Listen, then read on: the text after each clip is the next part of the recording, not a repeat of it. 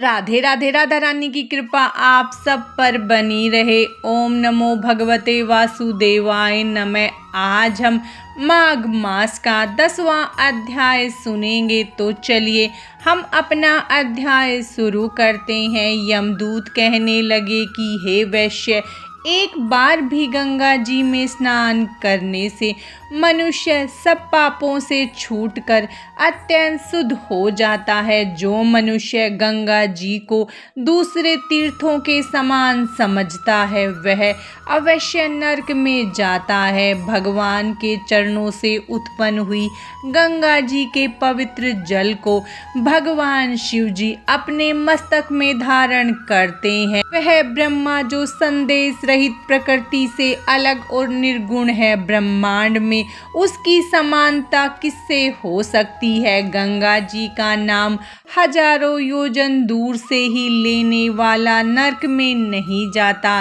इसीलिए मनुष्यों को अवश्य गंगा जी में स्नान करना चाहिए। हे वैश्य, जो ब्राह्मण दान लेने का अधिकारी होकर भी दान नहीं लेता है वह आकाश के नक्षत्रों में चंद्रमा के समान है। जो कीचड़ से गौ को निकालता है, जो रोगी की रक्षा करता है या जो गौशाला में रहता है वह आकाश में तारा होता है। प्राणायाम करने वाले मनुष्य सदैव उत्तम गति को प्राप्त होते हैं। प्रातः के समय स्नान के पश्चात जो 16 प्राणायाम करते हैं वह घोर पापों से बच जाते हैं। जो पराई स्त्री को माता समान मानते हैं वह यम की यातना को नहीं भोगते।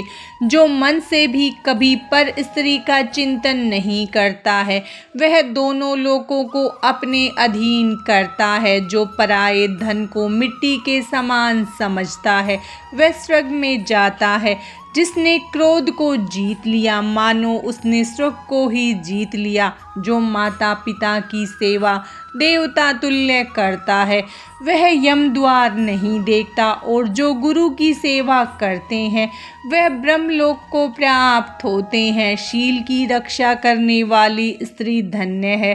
शील भंग करने वाली स्त्री यमलोक जाती है। जो वेदों और शास्त्रों को पढ़ते हैं या पुराण और संहिता पढ़ते और सुनते हैं तथा जो स्मृति का व्याख्यान और धर्मशास्त्र समझते हैं या जो वेदांत में लीन रहते हैं वह पाप रहित होकर ब्रह्मलोक को प्राप्त होते हैं। जो अज्ञानियों को वेद शास्त्र का ज्ञान देते हैं वे देवताओं से भी पूजित होते हैं। यमदूत ने कहा कि हे वैश्य श्रेष्ठ, यमराज ने हमको वही आज्ञा दे रखी है कि तुम किसी वैष्णव को मेरे पास मत लाओ। हे वैश्य, पापी लोगों को इस संसार रूपी नरक को पार करने के लिए भगवान की भक्ति के सिवाय दूसरा और कोई उपाय नहीं है। भगवान की भक्ति न करने वाले मनुष्यों को चंडाल के समान समझना चाहिए। भगवान के भक्त अपने माता पिता दोनों के कुलों को तार देते हैं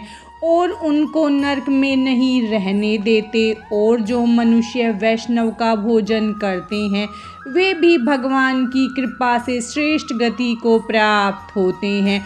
बुद्धिमान को सदैव वैष्णव का अन्न खाना चाहिए। इससे बुद्धि पवित्र होकर मनुष्य पाप नहीं करता। गोविंदाय नमः इस मंत्र का जाप करता हुआ जो मनुष्य मृत्यु को प्राप्त होता है वह परम धाम को प्राप्त होता है, इसमें कोई संदेह नहीं। जो ओम नमो भगवते वासुदेवाय मंत्र या ओम नमो नारायण अष्टाक्षर मंत्र का जाप करते हैं उसे ब्रह्म हत्या इत्यादि बड़े पाप नष्ट हो जाते हैं। यमदूत कहने लगा कि हे वैश्य, मनुष्यों को सदैव शालिग्राम की शिला में तथा गोमती चक्र में भगवान वासुदेव का पूजन करना चाहिए, क्योंकि सब पापों का नाश करने वाले, सब पुण्यों को देने वाले तथा मुक्ति प्रदान करने वाले भगवान विष्णु का इसमें निवास होता है। जो मनुष्य शालिग्राम की शिला या हरि चक्र में पूजन करता है अनेक मंत्रों का फल प्राप्त कर लेता है। जो फल देवताओं को निर्गुण ब्रह्मा की उपासना करने से मिलता है,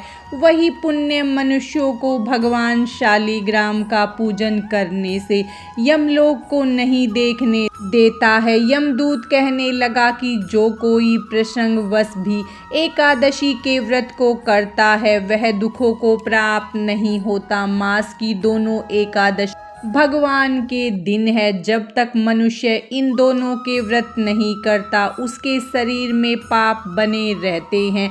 हजारों अश्वमेध यज्ञ, सैकड़ों वाजपेयी यज्ञ एकादशी व्रत की 16वीं कला के बराबर भी नहीं है। एकादशी के दिन व्रत करने से 11 इंद्रियों से किए गए सब पाप नष्ट हो जाते हैं। गंगा, गया, काशी, पुष्कर, कुरुक्षेत्र, यमुना, चंद्रभागा कोई भी एकादशी के तुल्य नहीं है।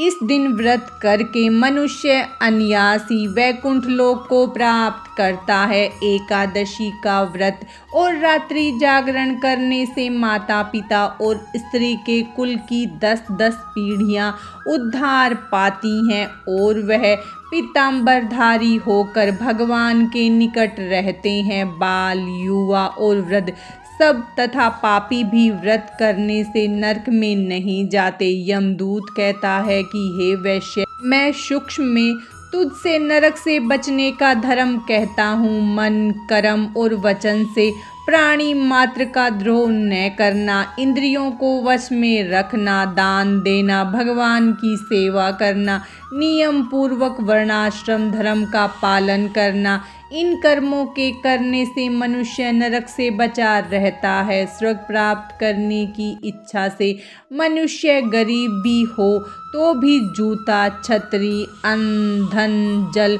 कुछ न कुछ दान देता रहे। दान देने वाला मनुष्य कभी यम की यातना को नहीं भोगता तथा दीर्घायु और धनी होता है। बहुत कहने से ही क्या, अधर्म से ही मनुष्य बुरी गति को प्राप्त होता है। मनुष्य सदैव धर्म के कार्यों से ही स्वर्ग को प्राप्त कर सकता है। इसीलिए बाल्य अवस्था से ही धर्म के कार्यों का अभ्यास करना चाहिए। माघ मास का 10वां अध्याय समाप्तम। भगवान श्री हरि विष्णु और माता लक्ष्मी की कृपा आप सब पर सदा बनी रहे।